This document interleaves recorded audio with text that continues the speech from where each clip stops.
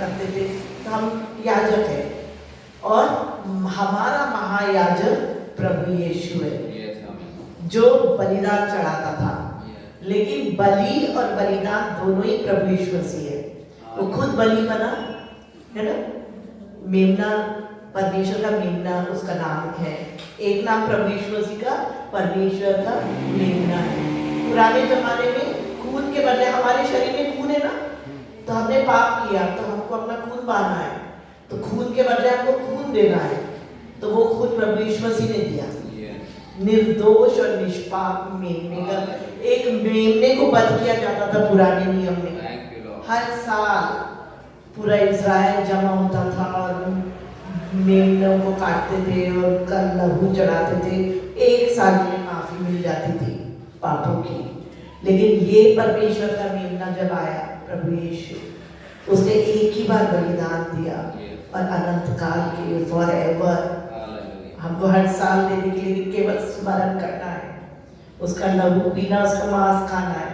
उस समय हम स्मरण करते, निरंतर स्मरण करते रहे, तेरे मेमने ने मेरे लिए लहू बहाया है। तो आज मैं फिर हाजिर हूँ आपके सामने और मैंने परमेश्वर का वचन लेकर आई हूँ आपके लिए।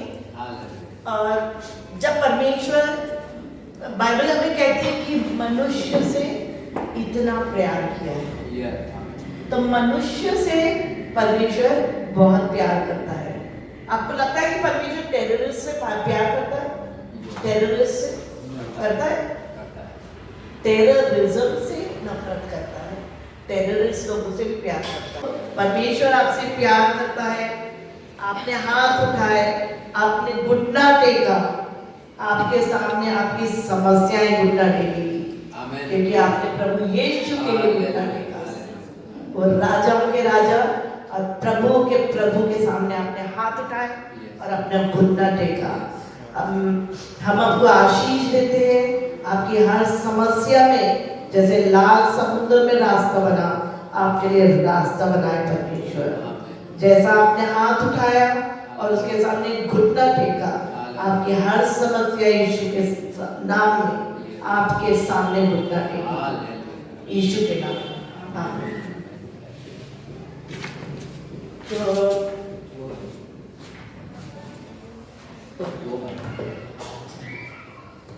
तो आज हम देखेंगे कि एक बार शमूएल नाम का भविष्यद्वक्ता, सबसे चहेता भविष्यद्वक्ता इज़राइल का शमूएल था। आपको मालूम शमूएल को परमेश्वर ने कब चुना था? हाँ? माता के गर्भ में, जब वो अपने मम्मी के गर्भ में था। उसकी मम्मी का नाम हन्ना था और हन्ना और उस समय, उस जमाने में आदमियों को 2-2, 3-3 बीवियां हुआ करती थी। तो हन्ना और उसकी एक और पेनीना नाम की उसकी दूसरी, यानी पति की दूसरी पत्नी थी। और हन्ना को एक भी संतान नहीं थी, वो बांझ थी, लिखा है। और हर साल यरूशलेम में जब उनका पर्व होता था, तब वो यरूशलेम जाया करती थी अपने पति के साथ, और वो परमेश्वर के सामने गिड़गिड़ाती थी कि मुझे एक बालक दे, बेटा। तो एक बार वो गई और उसने महायाजक के सामने वो बिलक कर रो रही थी। वो इतनी रो रही थी और परमेश्वर से गिड़गिड़ा रही थी कि मुझे एक बेटा दे दे परमेश्वर, मैं वो बेटा तुझको दे दूंगी, तेरी सेवा के लिए मैं दे दूंगी उसको। तो वो महायाजक को लगा कि ये दारू पी है इसने, क्योंकि वो ऐसी डोल रही थी नशे में, आराधना में ऐसी डोल रही थी। तो उसने कहा कि इतना मत डोल, ये दिन का समय कोई दारू पीने का समय नहीं है। तो उसने बोली कि हे मेरे प्रभु, मैंने दारू नहीं पी, लेकिन मैं बहुत दुखियारी हूँ और मुझे एक बेटा चाहिए था और मैं वही परमेश्वर से गिड़गिड़ा रही हूँ। तो महायाजक ने बोला उठ और तू घर जा, खुशी खुशी तेरे मन के योग्य वरदान परमेश्वर तुझे देगा। और उसने जब अपने आंसू पोंछी उस दिन, उसके बाद वो कभी नहीं रोई। आमीन। वो घर गई और अगले साल उसको एक बेटा हुआ, लेकिन उसने प्रॉमिस करी थी ये मैं तुझको दे दूंगी। तो वो बच्चे को उसने 4 साल तक पाली पोसी। जब वो 4 साल का हुआ, कोई माँ दे सकती 4 साल का बच्चा अपना इकलौता बेटा दे सकती है? वो वापस गई मंदिर और शमूएल को वहां छोड़कर आई। कितना दिल पे पत्थर रखी होगी उसने। और जब परमेश्वर ने ये देखा, परमेश्वर ने देखा, आपको मालूम कि जब हन्ना रो रही थी, बिलख रही थी परमेश्वर के सामने, परमेश्वर भी तरस रहा था एक चीज के लिए। परमेश्वर इज़राइल के लिए एक भविष्यद्वक्ता देना चाहता था। और परमेश्वर हन्ना को इसलिए शमूएल दिया ताकि हन्ना परमेश्वर को दे और वो परमेश्वर का भविष्यद्वक्ता ठहरे। और उस समय इज़राइल में राजा नहीं था, परमेश्वर डायरेक्ट बात करता था वो शमूएल के मुंह से। लिखा है कि शमूएल के एक भी वचन परमेश्वर ने नीचे नहीं गिरने दिया। अगर शमूएल ने बोला ऐसा हो जा, तो परमेश्वर वैसा करता था। केवल शमूएल के मुंह से शब्द निकले और शमूएल, परमेश्वर उसको पूरा करता था। शमूएल में एक खासियत थी कि जब वो बालक ही था तो वो वाचा के संदूक के पास सोता था। वाचा का संदूक किसे दर्शाता है? प्रभु यीशु को दर्शाता है। वो प्रभु यीशु के पास सोता था, वो बच्चा बालक, और वो परमेश्वर के उपस्थिति में वो बड़ा हुआ। और जब वो बड़ा हुआ, एक राजा के समान चलता था, और समझो दूर से शमूएल आ रहा है तो गांव वाले यहाँ से चिल्लाते थे कि तू शांति लेकर आया है कि हमारे पर न्याय बोलने आया, क्योंकि उनको मालूम था कि जो बोलेगा वो जरूर होगा। और परमेश्वर का माउथपीस था वो, परमेश्वर उसमें से होके लोगों से बात करता था। तो भी मैं ये कह रही हूँ कि ये शमूएल अभी बड़ा भविष्य रखता है। और वो एक दिन ईशे नाम के एक आदमी के घर गया। परमेश्वर ने उसको बोला कि ईशे के घर जा। ईशे के घर गया और ईशे के घर जाकर परमेश्वर ने कहा, उसको पहले से बताया कि उसके 8 बेटे ना, 8 बेटे ईशे के हैं, एक को राजा और कोई भी एक को, परमेश्वर ने बताया नहीं कौन सा, लेकिन कोई भी एक लड़के को राजा करके अभिषेक करना है। और ये गया ईशे के घर में, तो ईशे को बताया ये शमूएल ने कि तुम्हारे एक बेटे को इज़राइल का राजा करके नियुक्त करना है, और उसका मैं आज अभिषेक करने आया हूँ। और ये ईशे बड़ा खुश हुआ, उसने बोला वाह मेरे बेटा राजा बन जाएगा। तो उसने सबसे पहला वाला एलियाब नाम का पहला बेटा, इतना हैंडसम था वो, ऊंचा पूरा बिल्कुल तगड़ा, और देखते ही ऐसा लगेगा कि इज़राइल का राजा यही बनना चाहिए। अगर इज़राइल के लोग उसको, ये तो बड़ा सीक्रेट सर्विस चल रहा था, चुपचाप चुपके से गया था शमूएल उसके घर में, अंदर बंद कमरे में हो रहा था ये सब। तो अगर इज़राइल के लोग देखते तो उन लोग बोलते एलियाब ही रहना चाहिए।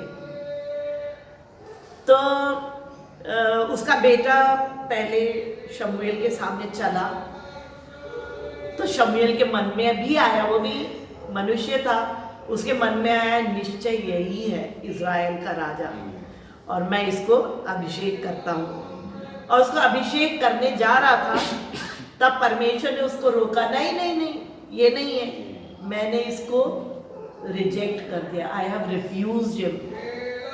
आप चाहोगे कि परमेश्वर आपको रिफ्यूज करे? आपको अच्छा लगेगा, लेकिन परमेश्वर ने ऐसा ही बोला, ऐसा ही बोला इस शमूएल के मन में कि आई हैव रिफ्यूज्ड, उसको मैंने नकारा है, तो मैंने उसको नहीं चुना है। तो शमूएल रुक गया। फिर क्या हुआ? दूसरा बेटा आया। दूसरा बेटा भी ऐसा ही था। तो शमूएल ने बोला एक तो चला गया, निश्चय यही है। परमेश्वर ने कहा नहीं नहीं, ये नहीं है, ये नहीं है। ऐसे 7 बेटे गए और परमेश्वर ने एक के बाद एक नहीं बोलता गया।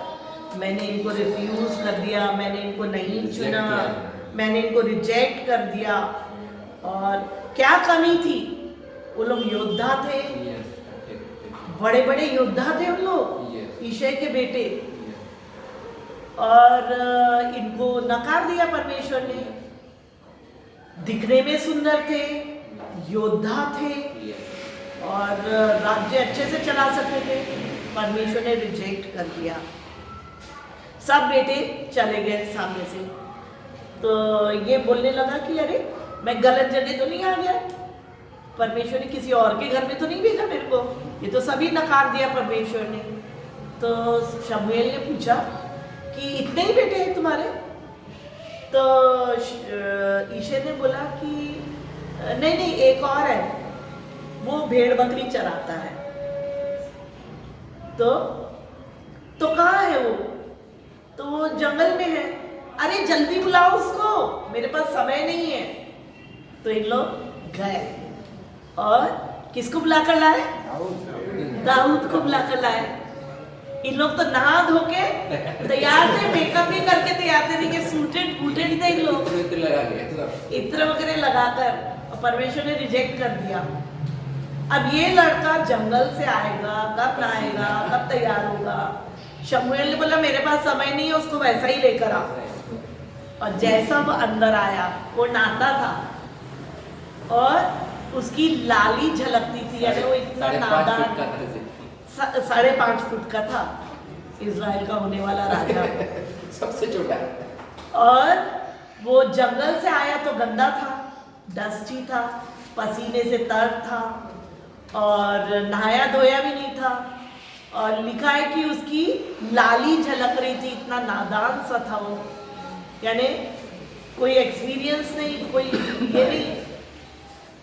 तो उसको लेकर आए और तब परमेश्वर ने कहा उठ और इसको तू जैसा है वैसा उसको तू अभिषेक कर। और दाऊद को अभिषेक किया गया भाइयों के सामने। मैं आपको बताती हूँ कि दाऊद के बारे में थोड़ा सा बताती हूँ।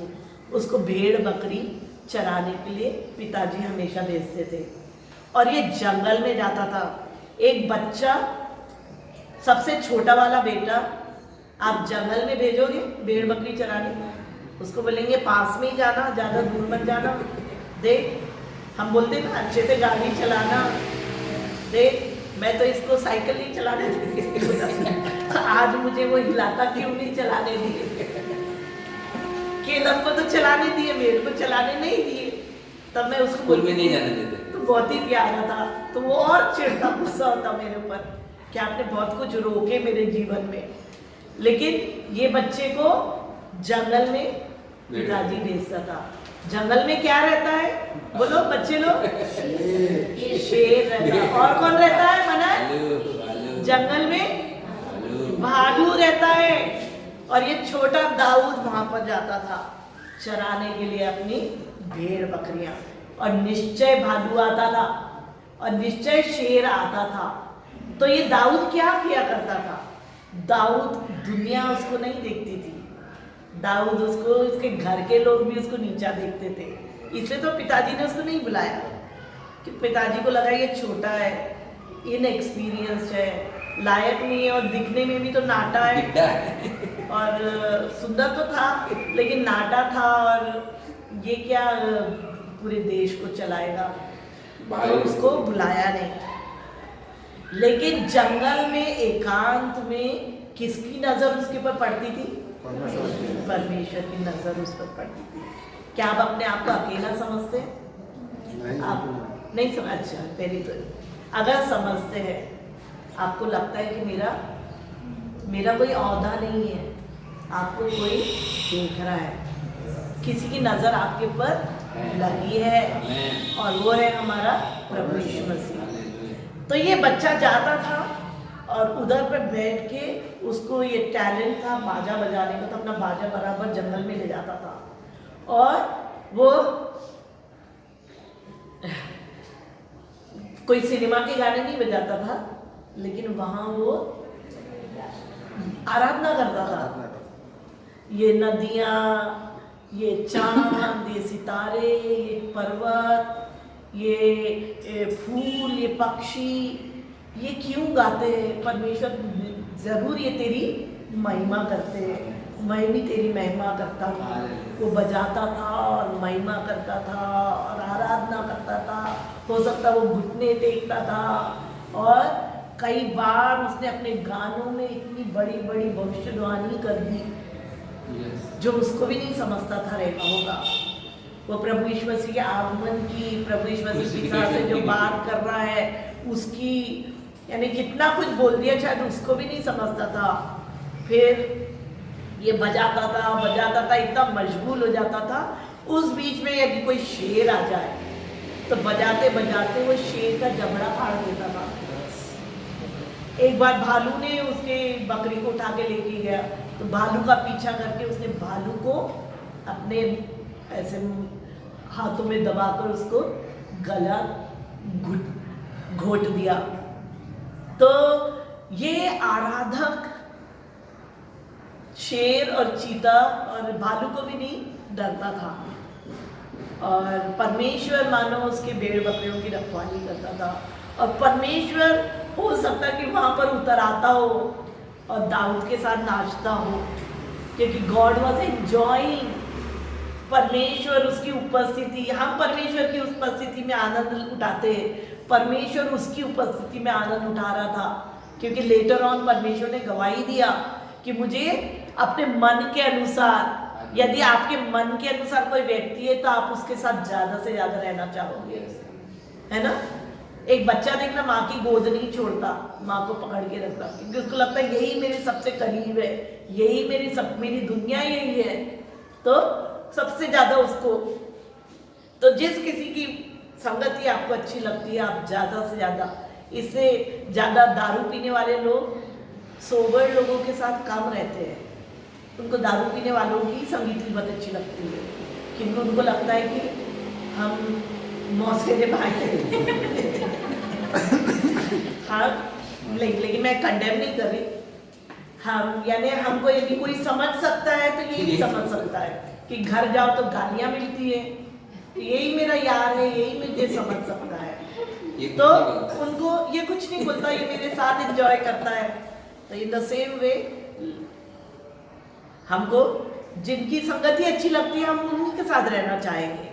तो परमेश्वर दाऊद के साथ शायद समय बिताता हो, और तब जब समय आया तो परमेश्वर ने शमूएल को बोला, जा ईशे के घर में जा, और मैं जब बताऊंगा वही बेटे का तू अभिषेक करना।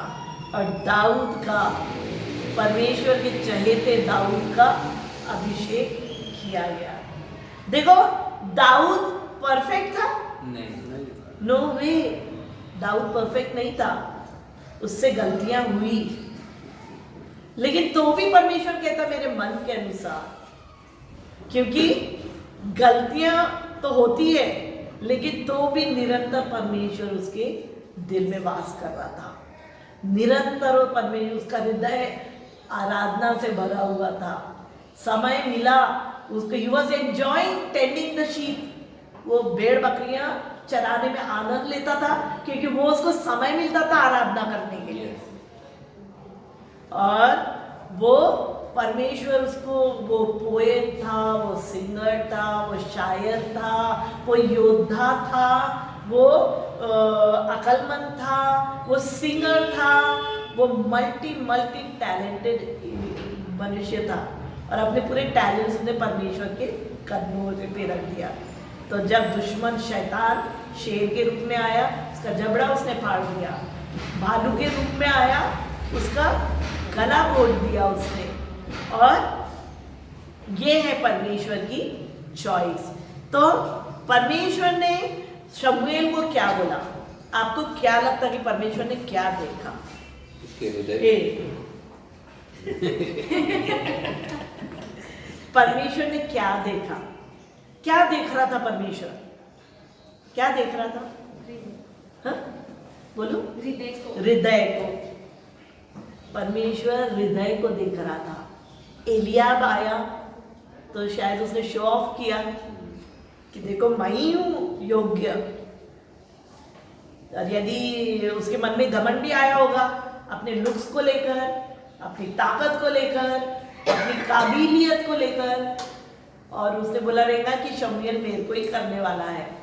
और God said no, I have refused, मैंने उसको नकार दिया है। परमेश्वर हृदय देख रहा था। और यहाँ ये बच्चा केवल एक चीज करना चाह रहा था, वो था आराधना, और उसमें एंजॉय कर रहा था। कोई चीज मांग नहीं रहा था, केवल परमेश्वर की उपस्थिति चाह रहा था। एंड परमेश्वर ने कहा कि he is the right choice. तो परमेश्वर ने एक वचन दिया शमूएल को, पहला शमूएल उसका 16वां अध्याय 7वां वचन।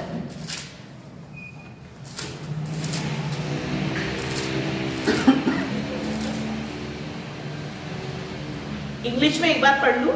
But the Lord said unto Samuel, look not on his countenance or the height of his stature, because I have refused it. For the Lord sees not as man sees. For man looks on the outward appearance, but the Lord looks on the heart. तो यहाँ लिखा है शमूएल से परमेश्वर ने कहा उसके काउंटेनेंस, उसके थोबड़े या चेहरे को मत देख, ऊंचाई पे मत जा, उसके चेहरे को मत देख, ना तो उसकी हाइट को देख, क्योंकि मैंने इसको नकार दिया है। क्योंकि परमेश्वर मनुष्य जैसा देखता है। कई बार परमेश्वर के दास बहुत ऑर्डिनरी दिखते हैं, बहुत ही ऑर्डिनरी, हो सकता है बहुत ही फैशनेबल भी दिखते रहेंगे, लेकिन बाहरी रूप में नहीं जाना, क्योंकि परमेश्वर ने उनको अभिषेक किया है। हो सकता है उनमें स्पेशल अनॉइंटिंग है दैट कैन ब्लेस यू, है ना। तो मैं बहुत यानी 17-18 साल की थी, शायद 18 इयर्स की थी, फर्स्ट ईयर में थी मैं कॉलेज में। और तब ब्रदर दिनाकर पहली बार नागपुर आए थे।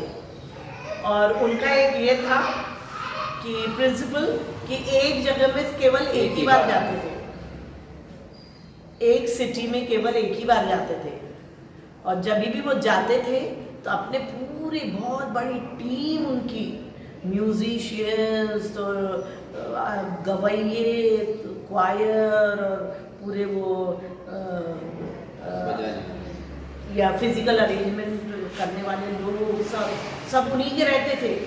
क्योंकि उनको जब मीटिंग होना रहता था तो कुछ भी चीज़ ही खाली नहीं होना कि कभी रुक गया, कभी माइक खराब हो गया। वो कहते थे ये सब चीज़ों से अभिषेक कई बार हम बिचका देते हैं। परमेश्वर की आत्मा, the Holi spirit is the most sensitive of the God head. परमेश्वर त्रिएक परमेश्वर है, उसमें से पवित्र आत्मा सबसे भावुक है। हम जब परमेश्वर की उपस्थिति रहती है उस समय, जब गाढ़ी उपस्थिति रहती है, हम बिल्कुल इतना ऑनर करें कि हम बच्चे हैं तो उनको पकड़ के रखें, हम कुर्सी की आवाज़ ना करें, हम शांत रहे उसकी उपस्थिति में, क्योंकि हम डिस्टर्ब ना करें पवित्र आत्मा को। तो जब ब्रदर दिनाकरन नागपुर में आए और जब वो प्रचार करने खड़े हुए, हर एक सेंटेंस के बाद रोते थे हर एक सेंटेंस बोलते थे और रोते थे और रो रो के बोलते थे। तो मैं 18 साल की थी और जब मैं पीछे खड़ी थी और मैंने बोली कैसा प्रचारक है, हर इसमें सिर्फ रोता ही रोता है करके। और फिर थोड़ी देर के बाद जब ऑल्टो कॉल दिए उन्होंने, तो कितनी पब्लिक थी, आधी से ज़्यादा पब्लिक दौड़ रही थी सामने। कहीं कैंसर ठीक हो रहा था, कहीं लकवे से मारे ठीक हो रहे थे, कहीं वो किशोर साधवानी नाम का यहाँ एक बड़ा पास्टर था, वो सिंधी कम्युनिटी से आया, तभी वो पलटा नहीं था, तो वो भी वो मीटिंग में आया था। उसको यहाँ पर इतनी बड़ी गांठ थी टीवी की, और जब वो सामने गया तो वो गांठ गायब हो गई और वो प्रभु में आ गया। तो जब मैंने देखी, मैंने बाप रे, और ऐसे ऐसे लोग मैं आपको बता नहीं सकती जो कभी मानेंगे नहीं, वो पवित्र आत्मा से भर गए। इन मास के नागपुर में पहली बार रिवाइवल जब आया, उनके समय आया, और यानी इतनी पब्लिक थी, आधी पब्लिक अन्य अन्य भाषा में चिल्ला चिल्ला कर परमेश्वर की स्तुति आराधना कर रहे, चिन्ह चमत्कार, और ये रोने वाले प्रॉफिट के द्वारा। तो this is the way God was moving. तो हम जज नहीं कर सकते, एंड परमेश्वर ने वही उससे कहा कि परमेश्वर मनुष्य के समान नहीं देखता, परमेश्वर मनुष्य से अलग रीति से देखता है, क्योंकि मनुष्य बाहरी रूप देखता है ना। हो सकता मनुष्य केवल टैलेंट्स को देखे, बाहरी रूप देखे, कितने कैरिस्मेटिक है वो देखे, हा? लेकिन परमेश्वर हृदय देखता है। तो हृदय का मतलब योर स्पिरिट, हमारी आत्मा ना। हाँ, सो परमेश्वर ने ये वचन उसको दिया कि इंसान मनुष्य के समान परमेश्वर नहीं देखता है। मनुष्य तो बाहरी रूप, और सच में शमूएल बाहरी रूप देख रहा था। अवश्य यही है, अवश्य यही है। हर एक पुत्र जाता था और ये बोलता था अभी तो खत्म हो रहे हैं, ये 7वां है और शायद यही है आखिरी वाला, क्योंकि अभी तो इसके पास बेटे है ही नहीं। और फिर उसके बाद सब चल दिए। तो इसने पूछा जे ईशे से कि तेरे यही बेटे हैं? तब उसने कहा एक और है, और वो घुसते ही साथी परमेश्वर ने कहा यही है मेरा चॉइस। तो परमेश्वर ने दाऊद को जब वो भेड़ बकरी चरा रहा था तब चुना। आप कौन भेड़ बकरी चराना? एक पास्टर को भी बोलते हैं भेड़ के रखवाला, है ना, भेड़ बकरी चराने वाला एक पास्टर एक्चुअली वर्ड वहीं से आया जो भेड़ बकरी चराता है। तो भेड़ परमेश्वर की भेड़ों को टेंड करता है। तो ये पास्टर गिरी कर रहा था जंगल में, है ना, इन अदर वर्ड्स। और तब परमेश्वर की नजर निरंतर इसके ऊपर बनी थी, निरंतर। ये दिन के लिए परमेश्वर रुका था, और तब उसने शमूएल को भेजा, जा और उसको तू अभिषेक कर। और उसका अभिषेक कर दिया। और इसका परमेश्वर ने प्रेरितों के काम 13 अध्याय 22 वचन में हम देखेंगे क्या गवाही दिया था परमेश्वर ने दाऊद के लिए। जोर से पढ़ना महिमा। हाँ, 13 अध्याय 22 वचन। फिर उसे अलग करके दाऊद को उनका राजा बनाया, जिसके विषय में उसने गवाही दी कि किसने गवाही दी? परमेश्वर। गवाही दी कि मुझे एक मनुष्य यिशै का पुत्र दाऊद मेरे मन के अनुसार मिल गया है, मुझे मिल गया है, सारी इच्छा पूरी करेगा। वो मुझे मेरा बेटा मिल गया। परमेश्वर कहता है मुझे मेरा राजा मिल गया, मेरे चहेते देश का राजा मिल गया है। और वो क्या करेगा? मेरी इच्छा पूरी करेगा। परमेश्वर की इच्छा पूरी करना, ये भी दाऊद का एक क्वालिफिकेशन था जिसको परमेश्वर पहले से देख लिया था, यही है व्यक्ति जो मेरी इच्छा पूरी करेगा। आपको पता है कि जब दाऊद ने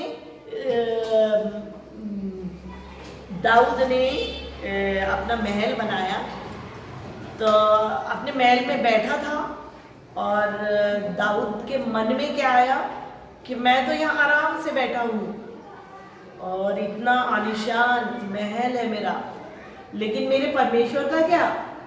मेरा परमेश्वर कहाँ वास करेगा? मैं परमेश्वर के लिए मंदिर बनाऊंगा। तो उसने परमेश्वर के मंदिर बनाने के लिए तैयारी शुरू करी।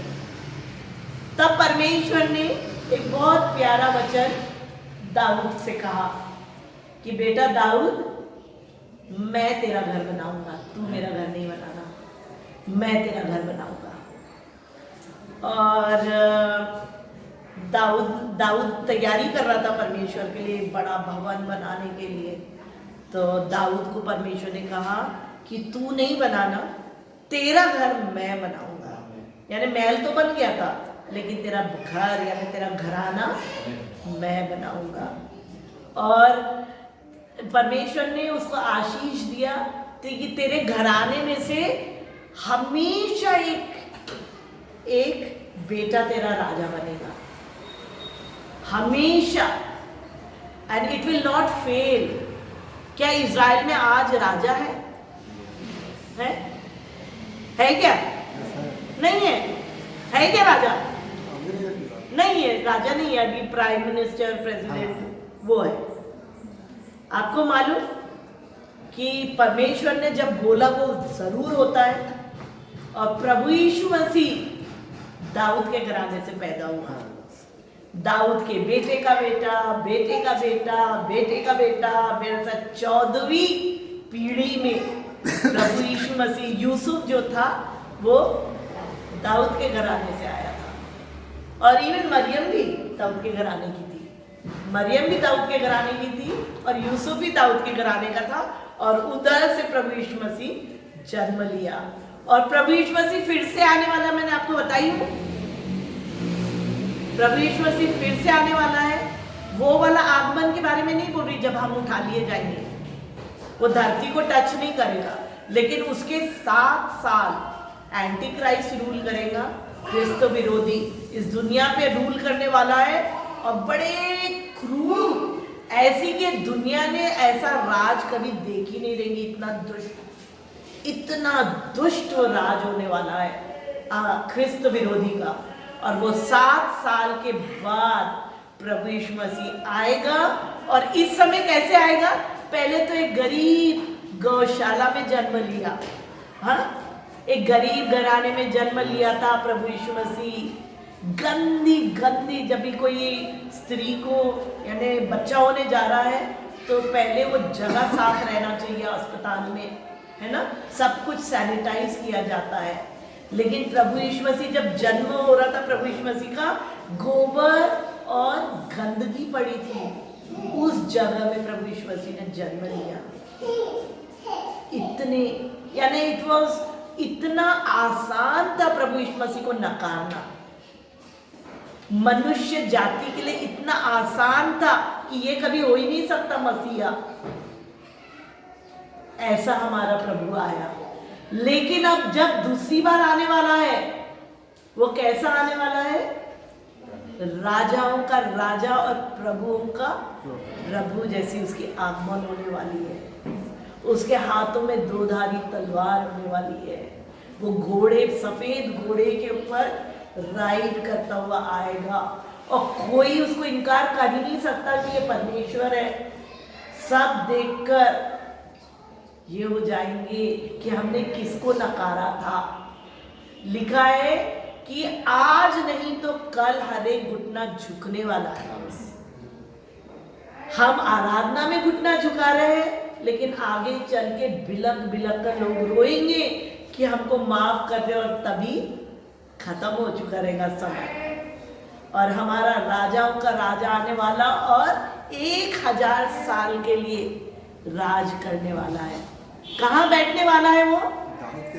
दाऊद के सिंहासन पर। और ये राजा कभी खत्म होने वाला राजा नहीं है, ये अनंत काल का राजा। देखो दाऊद को कौन सी आशीष मिली, तेरे सिंहासन पर हमेशा एक राजा रहेगा, और ये राजा, इसकी गद्दी कभी खत्म नहीं होने वाली है। प्रभु यीशु मसीह उस सिंहासन में बैठने वाला है। ये आपको कहानी के समान लग रहा होगा ना, काल्पनिक लग रहा होगा, लेकिन ये ऐसा होने वाला है। प्रभु यीशु मसीह जब पैदा होने वाला था, हमने हमारे घर में कोई मेहमान आए थे, ये कल दूसरी बार सौभाग्य दिया पवित्र आत्मा ने हमको। उसने फिर से खुद होके पूछा कि हमको फिर से बताओ, और मैंने बताया कि प्रभु यीशु मसीह इसलिए आया, हमारे पापों के खातिर वो आया, और प्रभु यीशु मसीह 1000 साल तक वो सिंहासन पे बैठेगा, और उसके बाद बड़ा न्याय होगा। The white throne judgment, the bema judgment, the bema seat of God. वो सिंहासन पर, सफेद सिंहासन पर प्रभु यीशु मसीह बैठकर न्याय करेगा। विश्वासियों के लिए कोई न्याय नहीं है, उनको इनाम का न्याय। उनका जो न्याय होगा वो हेल और हेवन के लिए नहीं होगा, उनका न्याय सिर्फ पुरस्कार के लिए होगा। हो सकता है सत्य को ज्यादा मिल जाए क्राउन मेरे से, हो सकता है अक्षय को ज्यादा, तेजस्वी को मिल जाए, तो वो पुरस्कार का न्याय होगा, पुरस्कार का न्याय होगा, हेल और हेवन का नहीं। हेवन सबको मिलने वाला है, प्रभु यीशु पर विश्वास करने वाले। तो परमेश्वर हृदय को देखता है, और मनुष्य बाहरी रूप को देखता है। जैसा इसमें लिखा है नीति वचन में 23वें अध्याय 26वें वचन में लिखा है, हे मेरे बेटे अपना हृदय मुझको दे दे। परमेश्वर कहता है, मैंने कल एक वचन बोली थी, अपनी जवानी के दिन में परमेश्वर को स्मरण करना। हर चीज एक बार आती है, बचपना एक बार, जवानी एक बार, बुढ़ापा एक बार, और मृत्यु एक बार, है ना, एक बार आता है। लेकिन यहाँ परमेश्वर जवानी के लिए क्यों बोलता है? इट इज द क्रीम भाग है आपके जीवन का, जब जवान सब कुछ कर सकता है ना। जो उम्र वाले नहीं कर सकते, उनमें इतनी उत्तेजना रहती, जवानों में इतना भोलापन रहता है। जवानों को यदि आपको कोई दंगे कराना है तो बूढ़ों को नहीं उचकाया जाता, जवानों को उचकाया जाता है, मान बुरे काम कराने के लिए। टेररिस्ट लोग जब चुनते हैं, बूढ़ों को नहीं चुनते, उन लोग जवान 13, 14, 15 साल के लड़कों को चुनते हैं, उनको ट्रेन करने के लिए। इतने भोले रहते हैं जवान लोग, उनको जैसा उचकाया जाता है वैसे उन लोग, क्योंकि उनमें जोश रहता है। और परमेश्वर बोलता है कि अपने जवानी के दिन में, हे मेरे जवानों, अपने परमेश्वर को स्मरण करो। कोई भी अपने आप को इतना भी छोटा ना समझे कि मैं नहीं समझ सकता, और कोई भी उम्र वाला ये ना समझ गया मेरे जीवन के दिन खत्म हो गए। परमेश्वर सब कुछ कर सकता है आपके जीवन में। तो हे मेरे बेटे, अपना हृदय देखना, 23-26 में जोर से पढ़ना। हे मेरे पुत्र, अपना मन मेरी ओर लगा, और तेरी दृष्टि मेरे चाल चलन पर लगी रहे। हाँ, तो अपना हृदय मेरे तरफ चुंबक के समान लगा, और तेरी दृष्टि, तेरी आंखें मेरे रास्तों को, यानी जो तुम्हें सिखाया जाता है, जो हम लोग पढ़ते हैं वचन के द्वारा, उस पर मन लगा, उस पर गौर फरमा। और यहाँ पर हम देखेंगे कि परमेश्वर हृदय के लिए कहता है। इसमें नीति वचन में एक जगह लिखा है कि अपने हृदय की बहुत हिफाजत से देखभाल करना, क्योंकि वहीं से जीवन का स्रोत बहता है। तो अपने हृदय के ऊपर कैसा हम ध्यान दें? एक तरीका यह है कि हमेशा हर चीज में अपना उद्देश्य जांचे। मेरा उद्देश्य क्या है? यदि मैं ये कर रही हूँ, ये काम कर रही हूँ, तो मेरा उद्देश्य क्या है? क्या परमेश्वर को महिमा इससे मिल रही है? मैं जो कर रही हूँ या मैं जो कर रहा हूँ उससे परमेश्वर को महिमा मिल रही है क्या? यदि महिमा नहीं मिल रही है तो नहीं करना। अपने हृदय को जांचे, क्योंकि परमेश्वर का वही है ध्यान। फिर परमेश्वर कल हमारे लिए गवाही देगा। मुझे तो मिल गई, मेरे मन के अनुसार मुझे मेरी बेटी मिल गई, मेरे मन के अनुसार मेरा बेटा मिल गया, जो मेरी इच्छा को पूरी करेगा। तो हमेशा everything is about your motive. यदि मैं यहाँ खड़ी हूँ तो मैं क्यों खड़ी हूँ? कौन से उद्देश्य से? आप लोग को इम्प्रेस करने के लिए, अच्छे अच्छे शब्द बोल के आपको इम्प्रेस करने के लिए? हम अपने आप को हमेशा जांचें। यदि मैं किसी से दोस्ती कर रही हूँ तो मेरा उद्देश्य क्या है? क्या उसको इस्तेमाल करने के लिए, कि या तो मेरे जीवन में परमेश्वर ने कार्य किया तो उसके भी जीवन में कार्य करे? क्या मेरा वो उद्देश्य है? यदि हम दोनों यहाँ खड़े होते, क्या हमारा उद्देश्य है कि आप बहुत टाइट लेकर आए और हम अमीर बन जाए? हाँ, नहीं। यदि हम आपको सिखाए कि आपको देना है, तो वचन में लिखा है दो तो तुम्हें दिया जाएगा। ये आज्ञा है परमेश्वर की और हमें बताना है। हो सकता है कि कई लोगों को ठेस पहुंचे, लेकिन हमको बताना है कि हमको परमेश्वर ने बोला, हमको बताना है। चाहे हमको थोड़े से चोट पहुंचे या ना पहुंचे, लेकिन हमको बताना है, सत्य हमको आपको देना है। तो कई बार हमको ऐसा लगता है कि क्या रे बेचारी से क्यों ले, लेकिन मन में परमेश्वर वचन डालता है कि अगर वो नहीं दे तो वो रिलीज नहीं होगी, उसके जीवन में रिलीज नहीं आएगा, छुटकारा नहीं आएगा। उसके लिए तुम्हें ग्रहण करना है। तो हम अपना उद्देश्य हमेशा जांचें, हमेशा उद्देश्य। कि फेमस होने के लिए, कई लोग फेमस होने के लिए भी करते हैं बहुत कुछ, कि हमारा बहुत नाम हो, अरे कितनी बड़ी प्रचारक, कितना बड़ा प्रचारक, हमारा नाम हो। सो उद्देश्य, मोटिव, हार्ट बहुत इंपॉर्टेंट है, और परमेश्वर की वही दृष्टि है। बाइबल में एक जगह लिखा है, प्रभु यीशु मसीह ने कहा कि परमेश्वर आत्मा है और उसकी भक्ति, उसकी आराधना आत्मा और सच्चाई से ही होनी चाहिए।